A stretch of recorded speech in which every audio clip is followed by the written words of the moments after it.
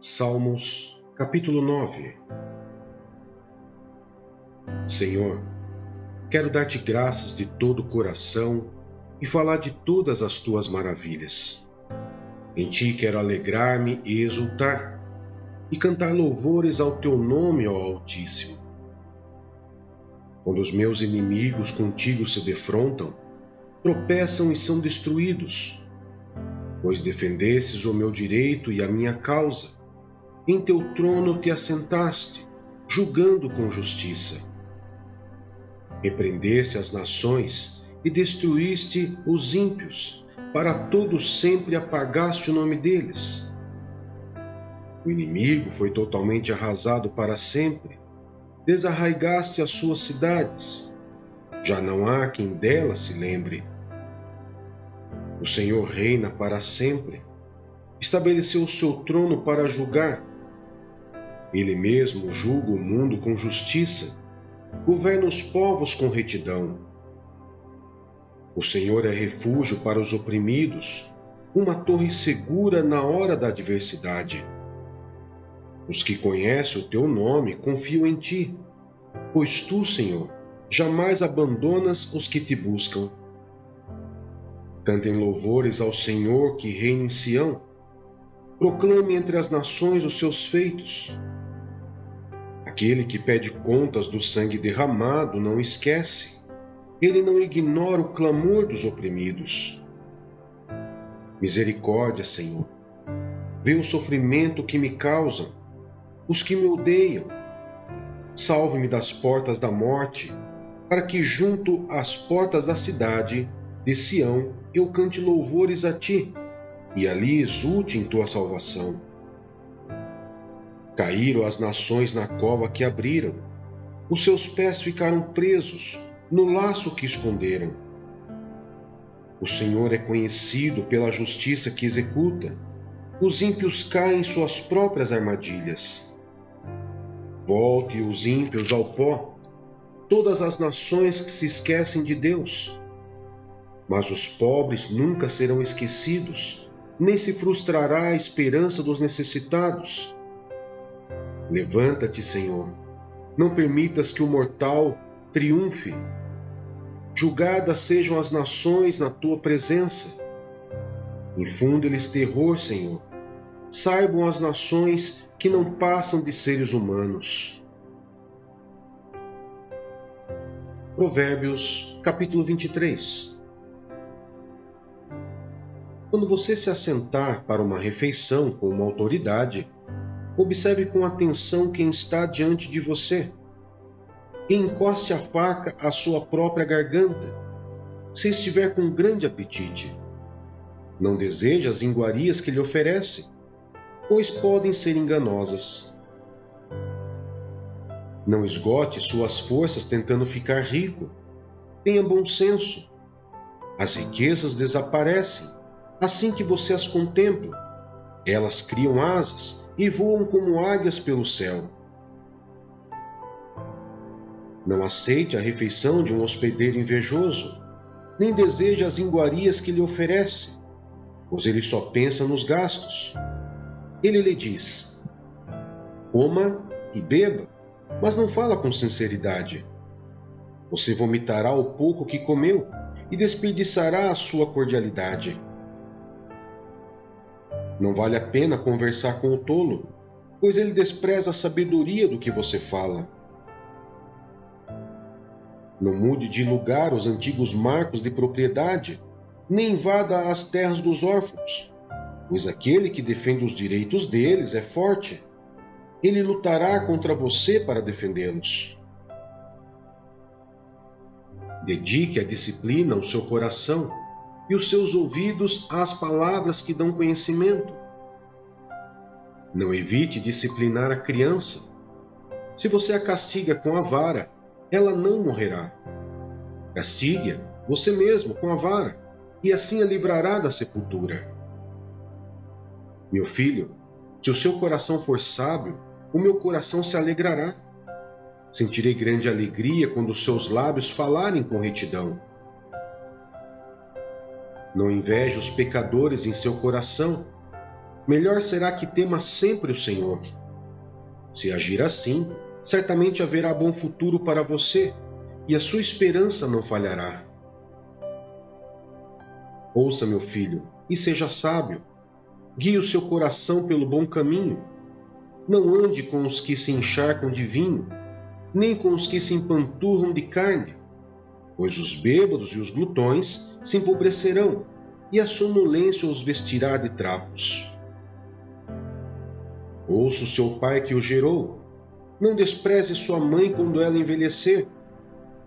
Compre a verdade e não abra mão dela, nem tampouco da sabedoria, da disciplina e do discernimento. O pai do justo exultará de júbilo. Quem tem filho sábio nele se alegra. Bom será que se alegrem seu pai e sua mãe, e que exulte a mulher que o deu à luz. Meu filho, teme o seu coração, mantenha os seus olhos em meus caminhos, pois a prostituta é uma cova profunda, e a mulher pervertida é um poço estreito. Como o assaltante, ela fica de tocaia, e multiplica entre os homens os infiéis. De quem são os ais? De quem as tristezas? E as brigas? De quem são? E os ferimentos desnecessários? De quem são os olhos vermelhos? Dos que se demoram bebendo vinho, dos que andam à procura de bebida misturada. Não se deixe atrair pelo vinho quando está vermelho, quando cintila no copo e escorre suavemente. No fim, ele morde como serpente e envenena como víbora. Seus olhos verão coisas estranhas e a sua mente imaginará coisas distorcidas. Você será como quem dorme no meio do mar, como quem se deita no alto das cordas do mastro. E dirá: espancaram-me, mas eu nada senti. Bateram em mim, mas nem percebi. Quando acordarei, para que possa beber mais uma vez? 1 Tessalonicenses, capítulo 2. O ministério de Paulo em Tessalônica. Irmãos, vocês mesmos sabem que a visita que lhes fizemos não foi inútil. Apesar de termos sido maltratados e insultados em Filipos, como vocês sabem, com a ajuda de nosso Deus, tivemos coragem de anunciar-lhes o Evangelho de Deus, em meio a muita luta. Pois nossa extorsão não tem origem no erro, nem em motivos impuros, nem temos intenção de enganá-los. Ao contrário, como homens aprovados por Deus, para nos confiar o Evangelho, não falamos para agradar pessoas, mas a Deus, que prova o nosso coração. Vocês bem sabem que a nossa palavra nunca foi de bajulação nem de pretexto para ganância. Deus é testemunha. Nem buscamos reconhecimento humano, quer de vocês, quer de outros. Embora, como apóstolos de Cristo, pudéssemos ter sido um peso, fomos bondosos quando estávamos entre vocês, como uma mãe que cuida dos próprios filhos. Sentindo assim tanta afeição por vocês, decidimos dar-lhes não somente o Evangelho de Deus, mas também a nossa própria vida, porque vocês se tornaram muito amados por nós. Irmãos, certamente vocês se lembram do nosso trabalho esgotante e da nossa fadiga. Trabalhamos noite e dia para não sermos pesados a ninguém, enquanto lhes pregávamos o Evangelho de Deus. Tanto vocês como Deus são testemunhas de como nos portamos de maneira santa, justa e irrepreensível entre vocês, os que creem. Pois vocês sabem que tratamos cada um como o pai trata seus filhos, exortando, consolando e dando testemunho, para que vocês vivam de maneira digna de Deus, que o chamou para o seu reino e glória. Também agradecemos a Deus, sem cessar o fato de que, ao receberem de nossa parte a palavra de Deus, vocês a aceitaram, não como palavra de homens, mas conforme ela verdadeiramente é, como palavra de Deus, que atua com eficácia em vocês, os que creem. Porque vocês, irmãos, tornaram-se imitadores das igrejas de Deus em Cristo Jesus, que estão na Judéia. Vocês sofreram da parte dos seus próprios conterrâneos as mesmas coisas que aquelas igrejas sofreram da parte dos judeus, que mataram o Senhor Jesus e os profetas, e também nos perseguiram. Eles desagradam a Deus e são hostis a todos, esforçando-se para nos impedir que falemos aos gentios, e esses sejam salvos. Dessa forma, continuam acumulando seus pecados. Sobre eles, finalmente veio a ira. Paulo deseja rever os Tessalonicenses. Nós, porém, irmãos, privados da companhia de vocês por breve tempo, em pessoa, mas não no coração, esforçamo-nos ainda mais para vê-los pessoalmente, pela saudade que temos de vocês. Quisemos visitá-los. Eu mesmo, Paulo, o quis, e não apenas uma vez, mas duas. Satanás, porém, nos impediu. Pois quem é a nossa esperança, alegria ou coroa, em que nos gloriamos perante o Senhor Jesus na sua vinda? Não são vocês? De fato, vocês são a nossa glória e a nossa alegria. Levítico, capítulo 8. A ordenação de Arão e seus filhos. O Senhor disse a Moisés: traga Arão e seus filhos, suas vestes, o óleo da unção, o novilho para a oferta pelo pecado, os 2 carneiros e o cesto de pães sem fermento, e reúna toda a comunidade à entrada da tenda do encontro. Moisés fez como o Senhor lhe tinha ordenado, e a comunidade reuniu-se à entrada da tenda do encontro. Então Moisés disse à comunidade: foi isto que o Senhor mandou fazer.